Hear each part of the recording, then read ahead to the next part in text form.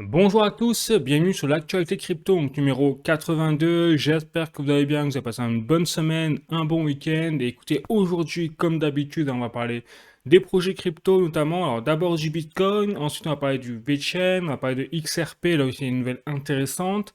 On va parler ensuite des actualités crypto plus générales, là aussi il y a des nouvelles intéressantes. Et enfin de l'actualité économique, alors là c'est carrément des nouvelles, c'est même plus intéressant à ce niveau où on est. On est vraiment sur des nouvelles à chaque fois, toutes les semaines, c'est boum, boum, boum. On a des nouvelles retentissantes sur l'actualité économique, qu'elle soit française en ce moment, même mondiale. Et bon, alors là, on va le voir, on va parler de Trump, bien évidemment. Donc, je ne fais pas de politique généralement, mais là, exceptionnellement, je vais parler un peu de la politique, hein, parce qu'on voit que là, ça part vraiment en vrille au niveau mondial. Bon, allez, si vous êtes chaud, je vous invite à rester avec moi jusqu'au bout de la vidéo et puis à prendre un petit café, un petit sandwich, vous posez tranquillou et on y va.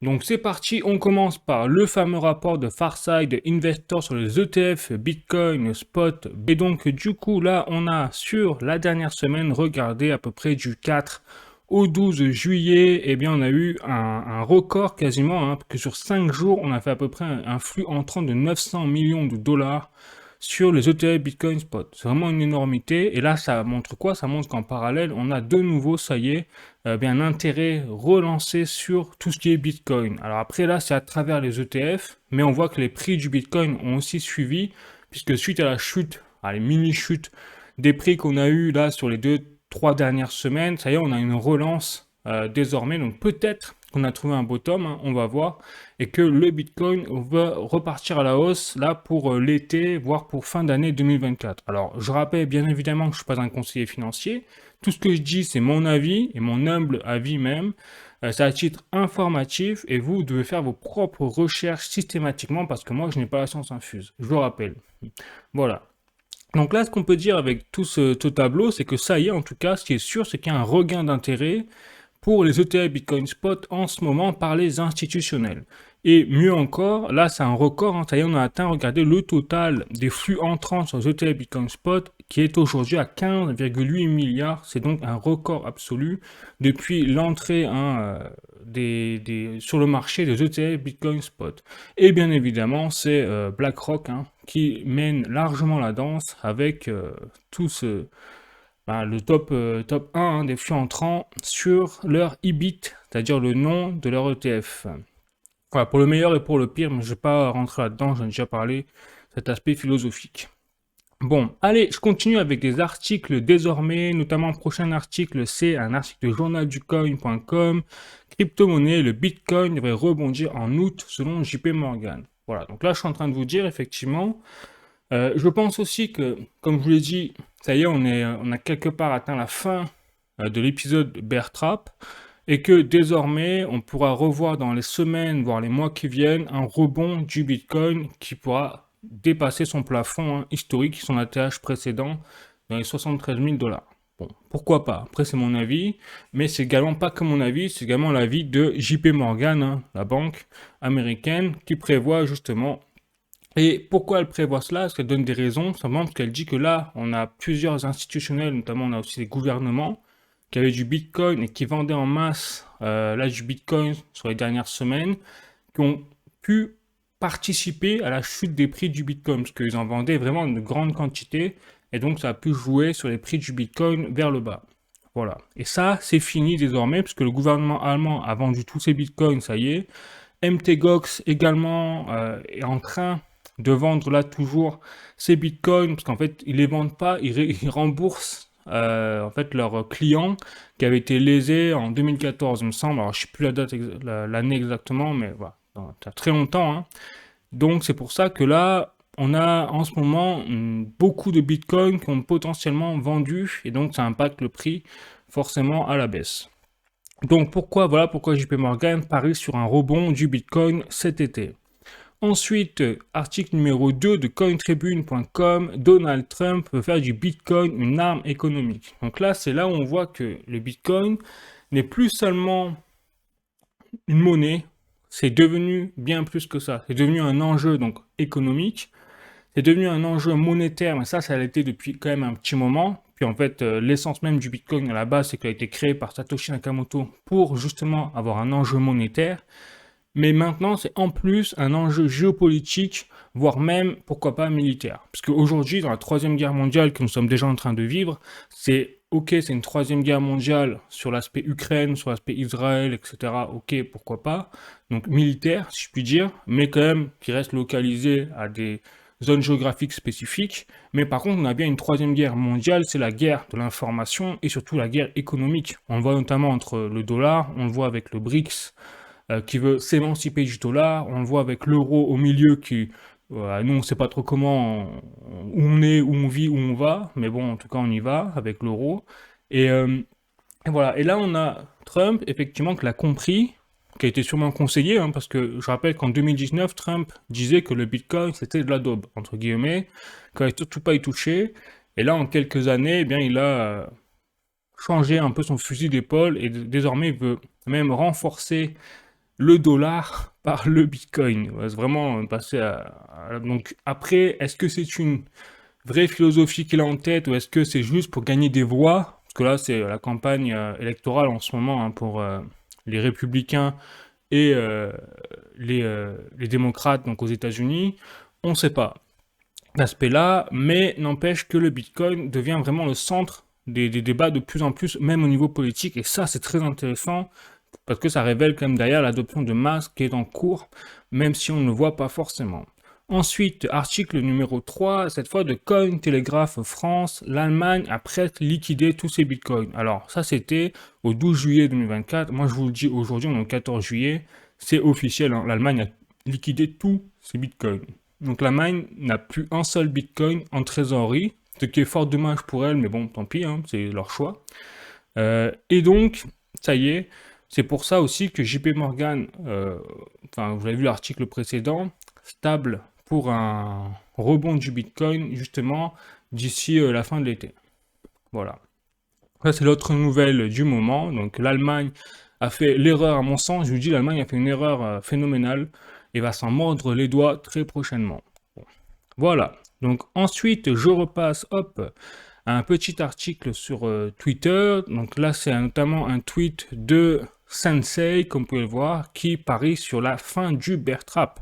Donc je vous avais déjà montré ce graphique. Donc effectivement, je vous avais dit, j'ai expliqué que nous étions en bear trap, c'est-à-dire que là, on a l'impression que tout est fini, que le bull run est fini, ça y est, on est en bear market, que les prix du Bitcoin vont s'effondrer jusqu'à l'infini, jusqu'à zéro, et que c'est la panique pour les nouveaux investisseurs, notamment débutants, qui vendent en masse. Ce qu'on appelle le panic sell. Donc là, on a effectivement, dans ce cas-là, en ce moment, et là, on a peut-être atteint le bottom de ce bear trap pour repartir à la hausse. Et c'est pourquoi je vous l'ai montré. Je vous l'ai montré parce que ça a été à chaque cycle systématiquement le cas. C'est-à-dire qu'après le halving, donc le halving se déroule en général dans le sentiment extrême vers là, et à chaque fois après le halving, il y a eu une période où on a eu une correction brutale du Bitcoin qui s'appelle le bear trap, et donc jusqu'au moment où tout le monde pensait que c'était fini le bull run, et bien là ça repart à la hausse. Voilà. Jusqu'à justement l'extrême euphorie, et ainsi de suite. Donc là, mon avis, c'est que là on a peut-être, je dis bien peut-être, atteint le bottom du bear trap et qu'on va repartir à la hausse très prochainement vers de nouveaux sommets. Mais là aussi où je peux me tromper, et là qui est envisageable aussi, c'est que le bear trap n'est pas terminé et qu'on va continuer à plonger au niveau des prix, au niveau des cryptos, du Bitcoin. Mais là où je reste convaincu personnellement, je vous donne encore mon avis personnel, voilà, c'est que quoi qu'il arrive, nous n'avons pas fini le bull run.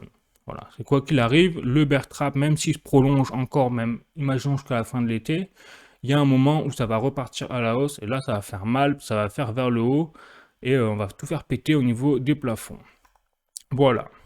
Bon, une fois que ça c'est dit, maintenant j'ai fini pour le Bitcoin aujourd'hui, je vais passer au prochain projet, c'est-à-dire VeChain. Donc là aussi, il y a des nouvelles très intéressantes sur VeChain, notamment premier tweet là de la fondation VeChain directement, comme vous pouvez le voir ici, qui fait référence notamment à la plateforme VBetterDAO et à la DApps, donc à l'application plus précisément GreenCart. Et effectivement, cette application qui fait partie de VBetterDAO et dont le principe c'est que vous prenez en photo en fait les factures que vous payez dans les supermarchés et en échange vous les transmettez ces factures à GreenCart à travers l'application donc GreenCart sur la plateforme VBetterDAO et vous êtes récompensé en échange en crypto-monnaie, c'est-à-dire en B3 TR. Voilà.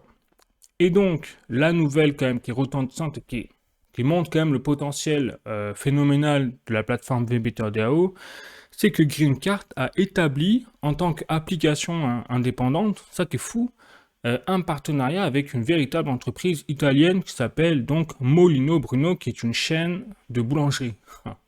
Donc là, on voit que, si vous voulez, on entre dans une ère où, à travers la plateforme VBetterDAO, VeChain est en train d'envoyer des tentacules, entre guillemets, sa toile d'araignée, partout à travers le monde et surtout à un niveau business, un niveau d'entreprise, un niveau industriel, mais inimaginable. Parce que là, on parle de une application. Mais je rappelle que des applications comme ça, il va en sortir plusieurs dizaines, peut-être même plusieurs centaines sur l'application VBetterDAO, sur la plateforme plutôt, VBetterDAO.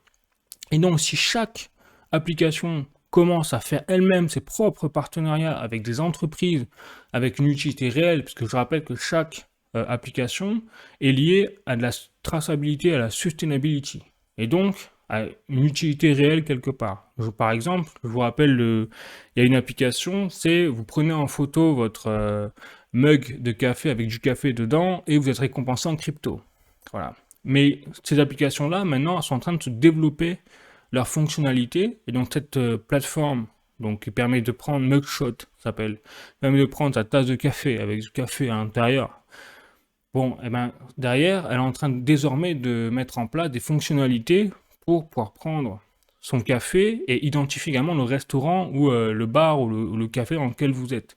Voilà, enfin, pouvoir faire quelque part une carte géante mondiale des restaurants qui mettent en place des coupes de café où c'est pas du papier, où c'est pas du carton par exemple, c'est pas du plastique, c'est uniquement des verres, des tasses de verre. Donc ça permet d'améliorer la traçabilité et d'éviter que justement on ait le gaspillage sur les verres en carton jetables, par exemple.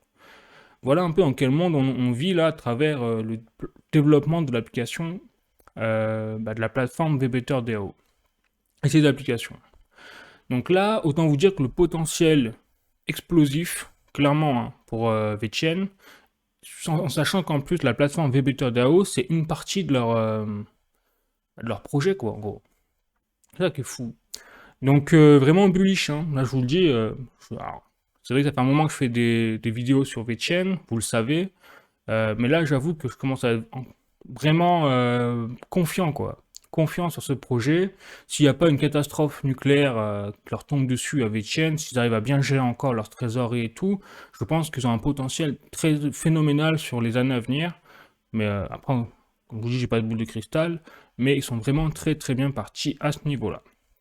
Allez, je continue. Donc là, on passe sur l'aspect réglementation et notamment en Europe. Alors pour une fois, c'est peut-être une bonne nouvelle, je vous dis, puisque là j'ai un tweet de World of V Labs, donc c'est une entreprise qui est en partenariat avec VeChain notamment, donc sur les NFT plus précisément, et donc là fait référence au ESPR qui rentre en vigueur donc le 18 juillet et qui est en fait un nouveau décret entre guillemets, une régulation sur le eco-design, hein, ce cri-là, en Europe, au niveau de l'Union européenne. Et donc cette loi ou ce décret va obliger ou va permettre donc de renforcer la transparence. Donc ça je dis que c'est quand même une bonne chose hein, dans le monde dans lequel nous vivons aujourd'hui. Si on pouvait savoir qu'est-ce qu'on mange réellement par exemple, rien que ça, bon, voilà, c'est une bonne nouvelle. Ensuite, consolider tout ce qui est l'aspect de traçabilité, comme par hasard, on retrouve la traçabilité. Donc là, j'ai l'impression que VeChain et leur plateforme VBetterDAO, il y a même, ça va plus loin encore que juste l'aspect industriel ou business ou quoi que ce soit, ou adoption de masse pour les particuliers. Ça va vraiment, même à l'échelle peut-être gouvernementale, pour l'aspect de transition énergétique. Mais je dis peut-être la bonne transition énergétique, parce que quand on voit les gouvernements commencent à nous parler, ou les partis écologiques certains, ou certaines personnes politiques commencent à nous parler du méthane des vaches, bon, voilà, soyons réalistes, j'ai envie de dire, et partons pas dans des délires cosmiques, quoi. Bon. Et embrasser de nouvelles opportunités. Bon, pourquoi pas. Très large. Voilà, donc là, ça rentre en vigueur le 18 juillet, donc on va voir ce que ça donne. Mais là aussi, j'ai l'impression que VeChain est plutôt en avance et a plutôt anticipé justement au niveau européen ce genre de choses. Et enfin, donc dernière nouvelle pour VeChain, c'est également donc les chiffres donc sur l'adoption de la plateforme VBTRDAO hein, qui est sortie en mainnet le 1 juillet 2024, je vous rappelle, il y a 2 semaines. Et donc, les chiffres sont plutôt bons, puisqu'on a le Japon, surtout, là où c'est étonnant, c'est que c'est les Japonais qui utilisent le plus l'application, enfin la plateforme VBTRDAO. Donc, il y a 3000 Japonais, apparemment, 3000 utilisateurs au Japon. Et après, donc, il y a l'Europe également, où là, il y a 1000 ou 2000 utilisateurs. Donc, au total, je crois qu'il y a entre 5000 et 10 000 utilisateurs pour l'instant de la plateforme VBTRDAO. Donc, c'est pas mal pour un lancement. Après, on va voir ce que ça donne dans le temps, bien évidemment. Mais avec tous les partenariats qu'ils ont mis en place, notamment avec Tesla, là, il y a un partenariat officieux, ou même officiel, avec Tesla, avec l'application EV-Earn. Donc, quand vous chargez au niveau électrique votre Tesla, vous êtes récompensé en crypto. Bref, donner un peu l'ordre de grandeur de ce projet. Voilà, donc ce sera tout pour VeChain aujourd'hui les amis. Donc écoutez, je vais passer au prochain projet et donc je vais passer directement à des articles, hein, c'est-à-dire pour le XRP notamment, avec un article de cointribune.com. Donc crypto XRP franchit une nouvelle étape à la reconnaissance institutionnelle. Donc là effectivement, en fait, on a le Chicago Mercantile Exchange. Donc je rappelle que c'est une des plus grosses bourses américaines sur tout ce qui est les contrats de gré à gré ou contrats à terme, comme on dit. Qui a décidé de mettre en place un indice corrélé au prix du XRP. Autrement dit, alors c'est pas un ETF, hein, XRP, là, ce que je suis en train de vous dire, c'est parce que c'est particulier, c'est une bourse quand même, que ce n'est pas lié au Nasdaq, c'est pas la bourse liée à des actions boursières, etc. Donc c'est pas la même chose totalement. Mais quand même, là on parle quand même d'un poids lourd institutionnel qui décide de mettre en place l'indice du XRP au niveau des prix sur sa plateforme en fait. Donc, qu'est-ce que ça veut dire? C'est retentissant, hein. C'est une très bonne nouvelle pour le XRP, pour Ripple, puisque ça veut dire quand même que c'est la porte ouverte en grand, même le boulevard, pour la naissance future de ETF XRP justement. Voilà. Et autant vous dire que si on arrive à ce stade-là, à mettre en place dans les mois, les années qui viennent, un ETF XRP, ben là c'est fini. XRP a fini à tuer le game, hein, autant vous dire.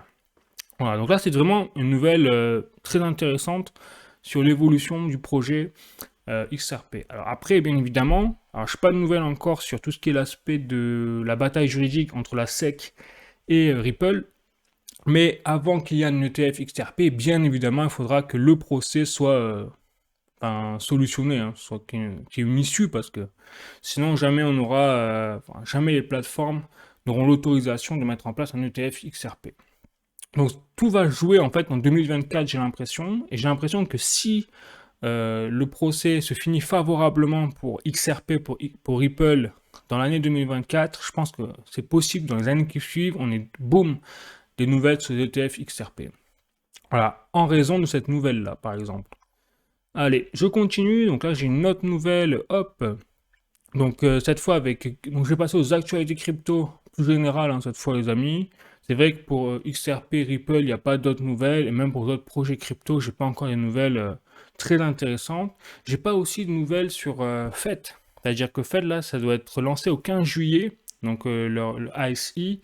Mais il n'y a pas eu de nouvelles entre-temps de comment ils vont mettre ça en place. Vraiment, je vous avais déjà tout expliqué.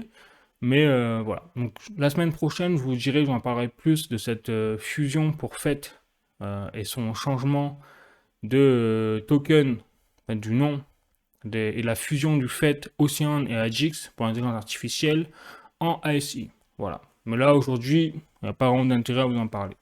Bon, au niveau des actualités crypto plus générales, premier article de cryptost.fr, Goldman Sachs compte lancer 3 projets de tokenisation cette année. Voilà, donc là on est sur une banque quand même des plus grosses banques américaines, Après JP Morgan et BlackRock, maintenant c'est Goldman Sachs. Donc on voit qu'aujourd'hui nous sommes vraiment dans un narratif particulier, c'est la tokenisation des actifs, autrement dit le narratif du RWA, Real World Asset.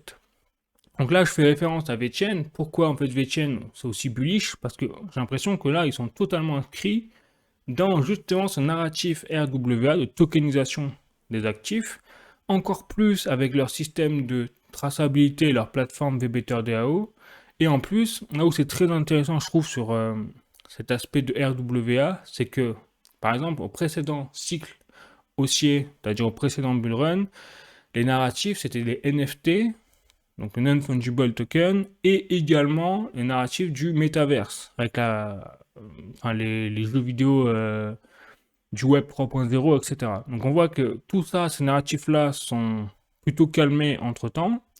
Et aujourd'hui, là, on est sur les narratifs donc de l'intelligence artificielle et du RWA. Sauf que la différence du précédent cycle haussier et des précédents narratifs, les précédents narratifs n'étaient pas portés par les institutionnels. Et pourtant, ils sont allés très haut.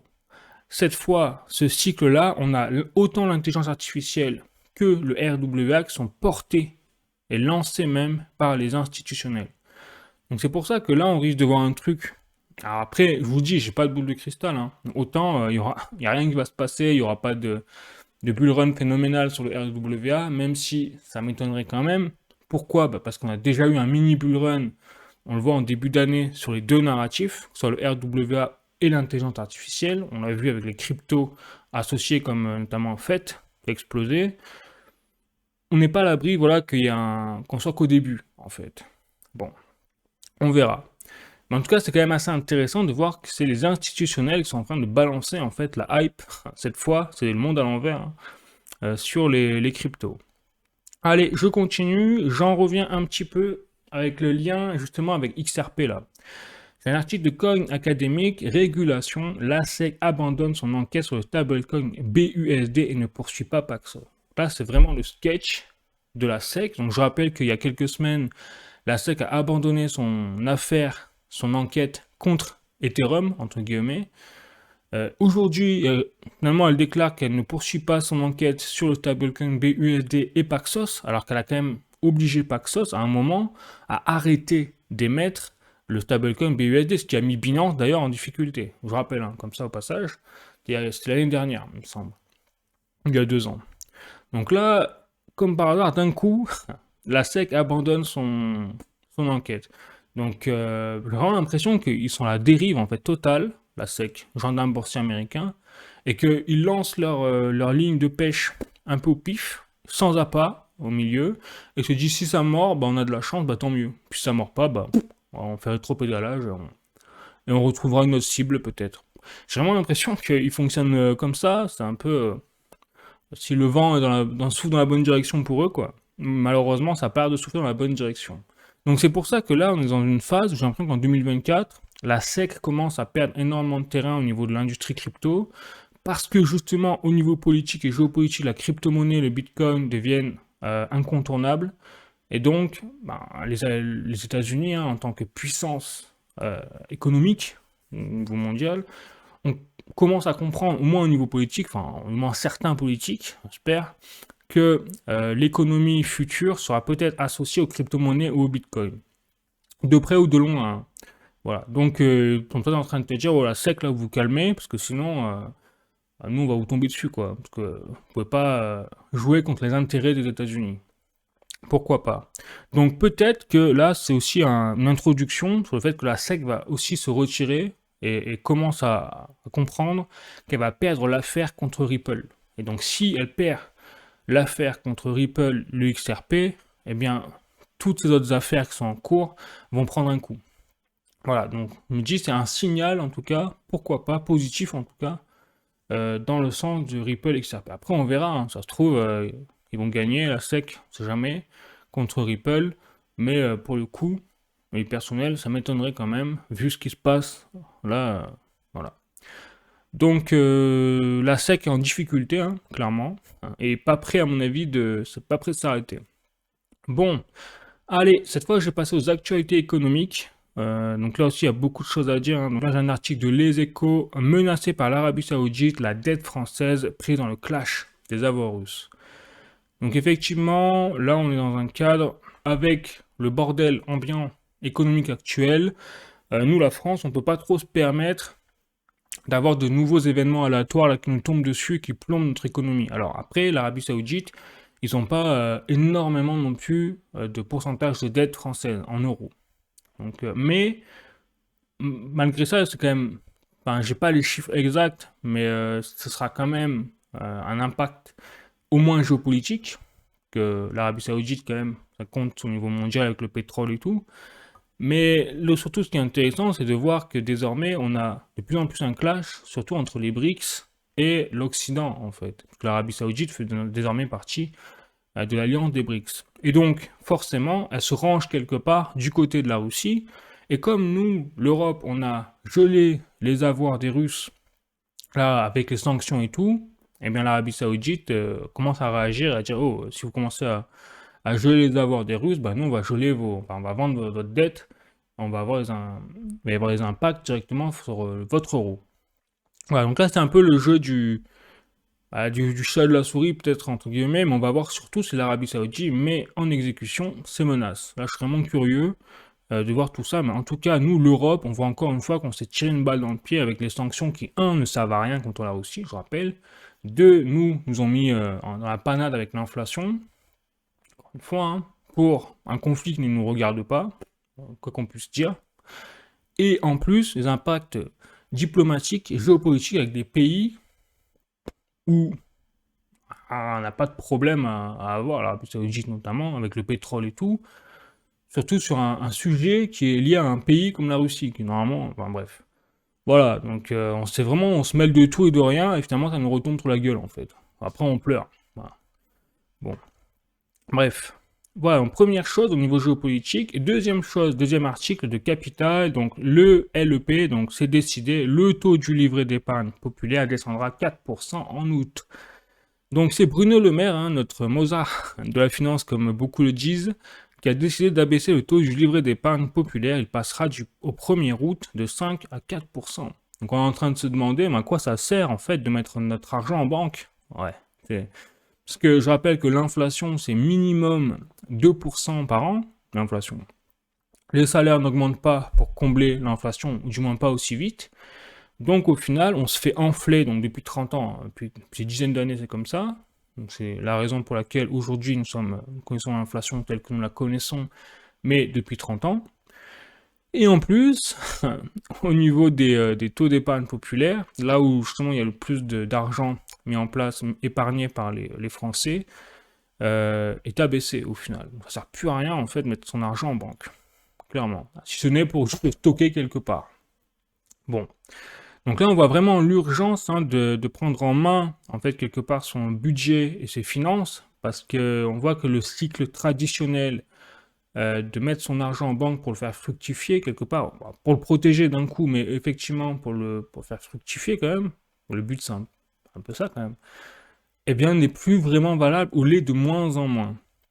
D'où l'intérêt, hein, les amis, voilà, comme vous faites, hein, d'aller sur des chaînes, de vous informer sur comment prendre en main votre budget financier, d'avoir le pouvoir financier pour avoir la liberté financière derrière. Voilà, c'est vraiment, aujourd'hui, je pense, le cœur du sujet, hein, l'envie de beaucoup de monde sur Terre.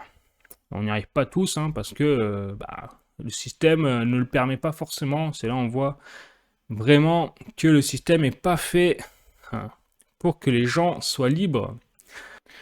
Allez, je continue. Alors cette fois, je vais vous montrer juste une vidéo. Hop, là, je suis sur la chaîne de Grand Angle et j'ai vu une vidéo vraiment très intéressante qui explique vraiment, c'est celle-là, hein, donc quel est le pire programme économique des législatives. Et je trouve vraiment très intéressant parce que chaque programme économique est décortiqué et ça sans prendre parti sur l'aspect idéologique.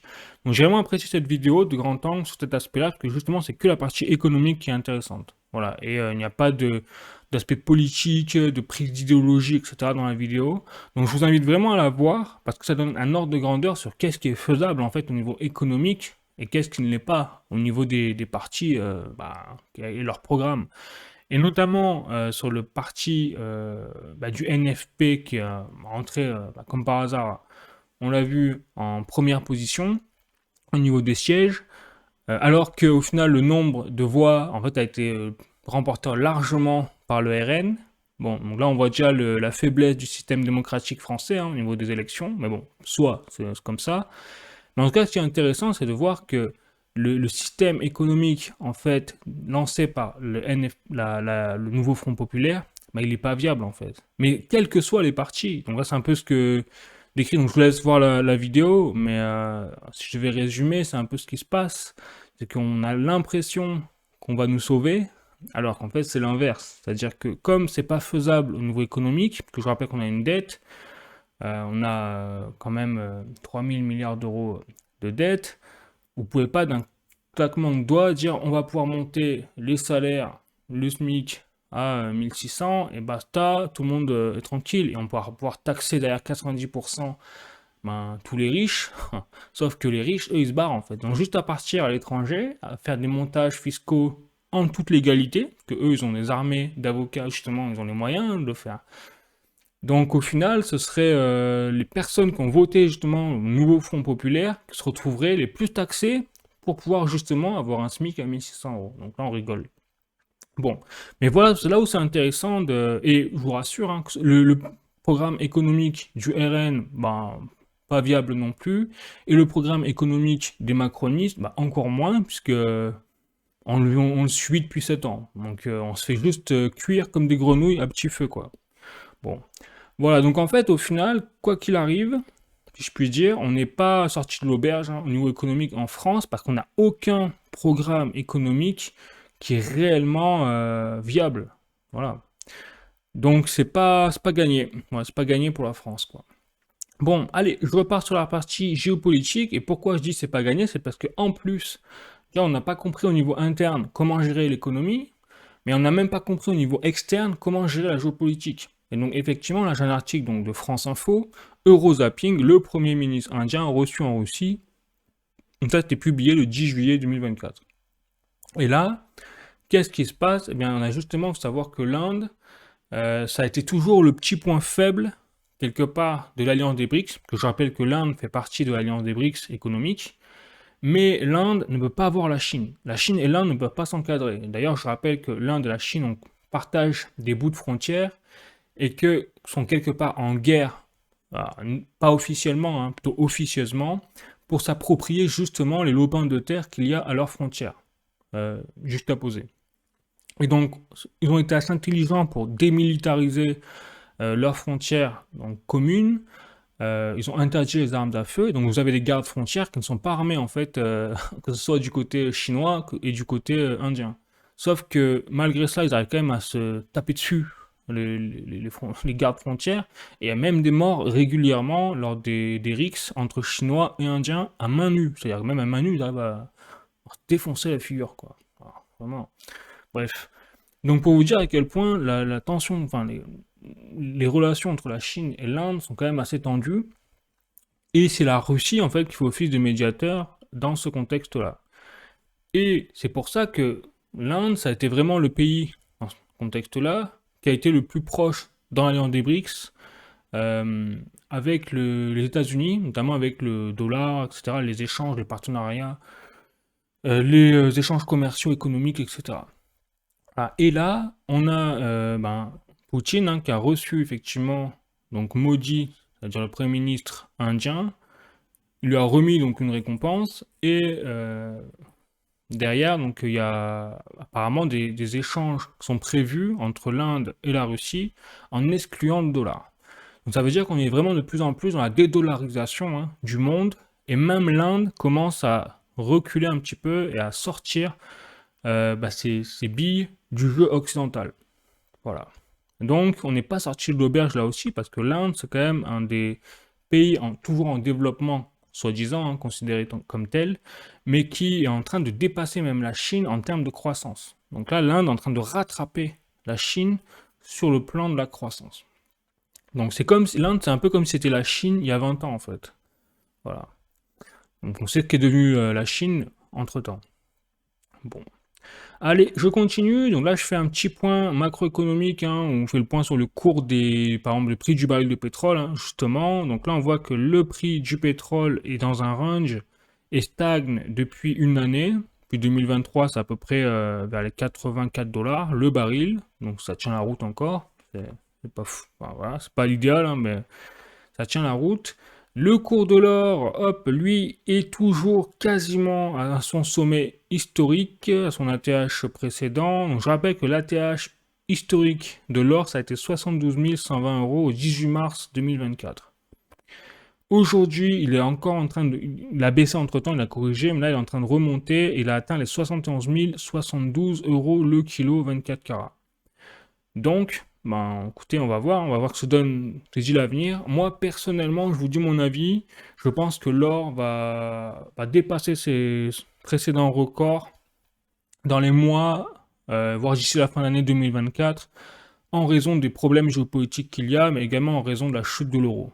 Voilà. Je pense que nous, déjà en France, vu la situation économique française, vu qu'on est dans une impasse déjà au niveau politique, ça va pas s'arranger au niveau de l'économie française, hein. On le voit au niveau du CAC 40, on le voit au niveau des taux d'intérêt de la dette française. Personne n'est dupe, personne n'est rassuré au niveau européen, hein. Tout le monde est inquiet là au niveau européen de la situation de la France, hein, parce qu'ils savent que si la France coule, c'est toute l'Europe qui coule au final. Toute l'Union européenne en tout cas. Voilà. Donc, pour ça que moi, je fais mon petit pari personnel sur l'or qui va continuer de monter dans les mois qui viennent.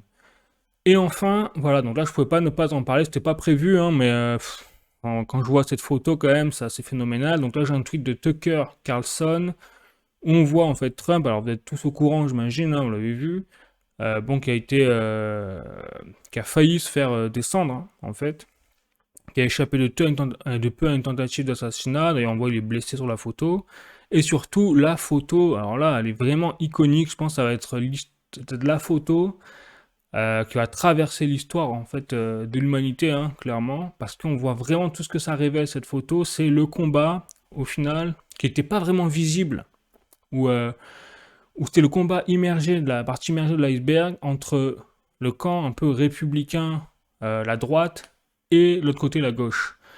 Mais là, je pense que les tensions sont tellement exacerbées, donc que là, on arrive vraiment à la violence, quoi. Et le dernier président qui se fait assassiner comme ça, bon, c'est tous aux États-Unis, hein. Bon, ça c'est pas bien fini, quoi. Donc là, on voit qu'on a de plus en plus, et c'est ça qui est intéressant, c'est pas uniquement aux États-Unis, c'est même on l'a vu en France, ben, le combat qu'il y a entre la gauche et la droite, ça devient tellement tendu que ça part en violence en fait. Et là, aux États-Unis, le problème c'est qu'ils sont armés jusqu'aux dents, on en est jusqu'à vouloir assassiner le président Trump. Voilà. Donc c'est pour ça qu'aujourd'hui, là où c'est vraiment intéressant, parce que pourquoi je parle de politique comme ça, c'est parce que c'est forcément associé à l'économie. En plus, Trump est pro-crypto désormais. Voilà, on l'a vu. Et surtout, on a un combat en fait entre, je pense, une idéologie woke d'un côté avec les démocrates, où ils voient une vision de l'humanité clairement qui est totalement décorrélée de la nature au final, on le voit.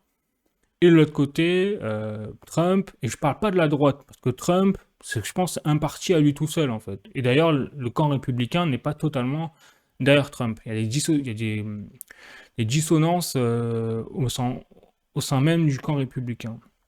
Voilà, donc c'est pour ça que là, on est dans une ère, je pense, où Trump, là, déjà, a gagné les élections présidentielles s'il se fait pas assassiner entre-temps. Parce que je serais pas étonné qu'il y ait d'autres tentatives d'assassinat à son encontre.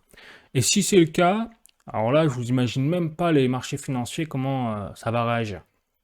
Donc, c'est pour ça que là, 2024, je pense que ça va être déterminant, hein, sur beaucoup de sujets, notamment les élections présidentielles, qui vont déterminer en fait l'avenir de l'idéologie américaine et donc de l'idéologie forcément mondiale, puisque les États-Unis restent quand même numéro 1 mondial, et donc de l'avenir de la guerre Russie-Ukraine, parce que Trump veut mettre fin à la guerre Russie-Ukraine, ce qui n'est pas le cas du camp démocrate. Pareil pour Israël et notamment la Palestine. Donc on voit que là c'est le même délire. Donc c'est pour ça qu'on voit que une simple personne peut changer le cours de l'histoire, même à l'échelle mondiale. et donc l'échelle économique, quoi. C'est ça qui est vraiment intéressant et qui est à noter pour 2024. Bon, donc quoi qu'il en soit, moi je pense, enfin voilà, je pense que il n'a jamais été aussi important de croire en ses convictions, quoi. Parce que là, on voit que hein, il y a deux camps qui se dessinent de plus en plus. Le camp des globalistes, qui veulent les vaccins, Covid, tout ça, c'est une échelle de globalisation intense. Et l'autre côté, d'autres partis qui sont pas forcément parfaits, mais qui prônent peut-être pour un monde peut-être meilleur ou au moins pas contrôlé ou pas liberticide, etc. À voir. Voilà.